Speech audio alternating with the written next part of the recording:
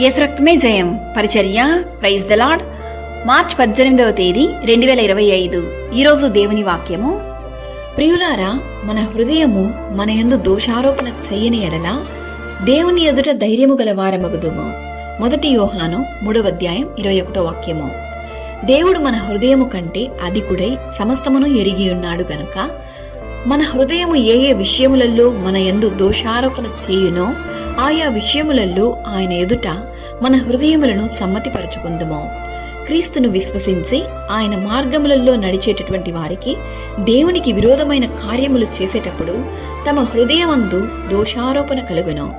ఎవరు చూడలేదని పాపము చేయుటకు తృణీకరించే వారందరినీ దేవుడి దినాన ఈ వాక్యం ద్వారా హెచ్చరిస్తున్నాడు. దేవునికి నీవు లెక్క చెప్పవలసిన రోజు వచ్చును. జాగ్రత్త నా ప్రియ సహోదరి సహోదరులారా. మనుషులు పైరూపాన్ని చూస్తారు, కానీ దేవుడు హృదయ అంతరంగాన్ని ఎరిగి ఉన్నాడు. దేవుడు నిన్ను చూస్తున్నాడని మరువకు. విరిగి నలిగిన హృదయమే యెహోవాకు ఇష్టమైన బలులు. నీలో ఉన్న పాపం మనస్సాక్షిని బట్టి కన్నీటితో దేవుని సన్నిధిలో మొరపెట్టుమో. మనమైన ఆజ్ఞలను గైకొనొచ్చు ఆయన దృష్టికి ఇష్టమైనవి చేయుచున్నాము గనుక మనమేమి అడిగినను అది ఆయన వలన మనకు దొరుకును.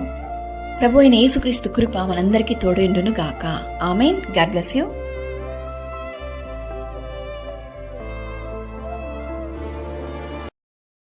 Download ShareChat.